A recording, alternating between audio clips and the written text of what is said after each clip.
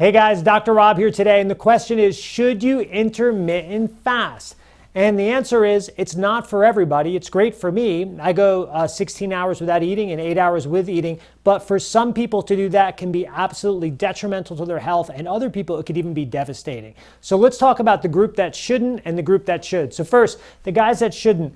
If you suffer with significant adrenal fatigue, you shouldn't intermittent fast. And the reason why is the adrenal glands help to maintain your blood sugar in between a meal. You eat a meal, then time goes by, and then you eat another meal. That time has to have normal blood sugars, and it's your adrenals that help to keep them stable. If your adrenals are too weak or already stressed and it's hard for them to keep your blood sugar stable, if you go too long without a meal, it really puts a lot of stress and demand on the adrenals. So if you're going 16 or 18 or 20 hours without food, you're really overtaxing the adrenals and you can create some major problems. So significant or even moderate adrenal fatigue, I would avoid intermittent fasting. The next one is if you have diabetes, you don't want to play around with intermittent fasting. You want to make sure you regulate your meals so you can regulate your blood sugar. That's very important. Same with hypoglycemia. If you know you're dropping and you're dropping, there can be a lot of reasons for this. There can be one, you simply just have too much insulin in your body. You could have reactive hypoglycemia. There's a variety of things that can create this.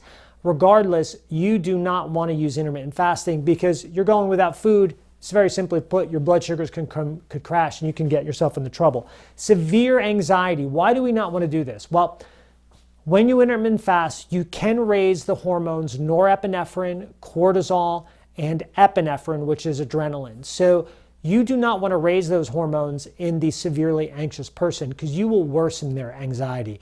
In fact, eating, especially eating some carbs, can be relaxing to the person that has anxiety. So sometimes with anxiety, it's better to eat like 5 small meals per day or 3 decent-sized meals per day, but just kind of spreading your food out. Some people even do better with grazing that have severe anxiety, providing they don't have SIBO. And the last one is stomach ulcers. If you have stomach ulcers, you do not want to intermittent fast. Why?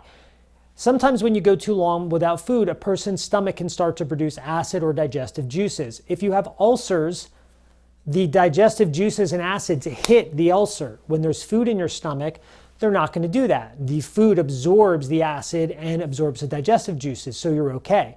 So when you go too long without eating, it can cause problems with a person that has stomach ulcers or even gastritis. Usually those type of cases, you want to eat about every 3 hours, some type of food, carbs, protein, and fat to help balance and absorb the digestive juices and acids. Okay, so who's the group that should probably? And again, guys, this is general information. It can be very different person to person, so make sure you consult with your healthcare provider about this. But generally speaking, hypothyroid cases do very well with intermittent fasting. Why?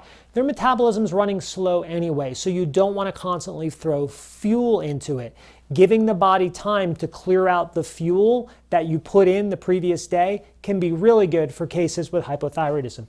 People with liver issues, intermittent fasting is great for people with liver issues. Why?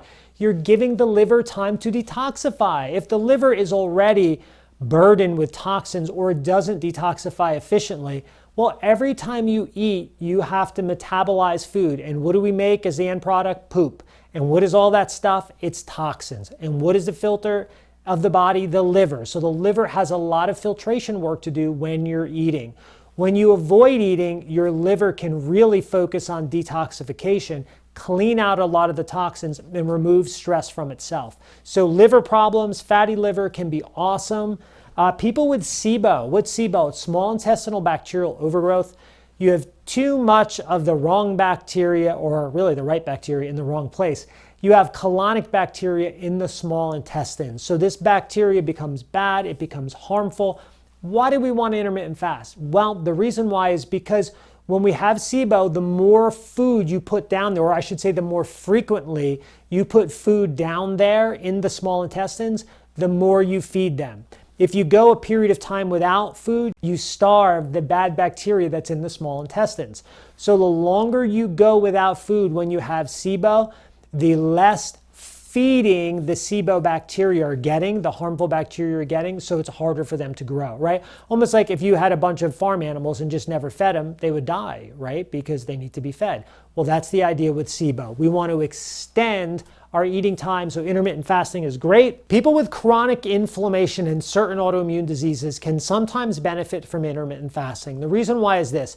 Think of inflammation as accumulated junk in the joints, muscles, and tissues or glands of the body. Your body needs time to filter this out.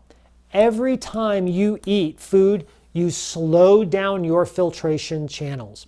Your body does not do inherently digestion and detoxification well simultaneously. So when you eat, the body has to really focus on digestion so its ability to detoxify goes down. And vice versa. If you don't eat, which is one of the reasons why fasting historically has been beneficial, if you don't eat, your body doesn't have to focus any of its energies on digestion, so it could focus most of them on detoxification.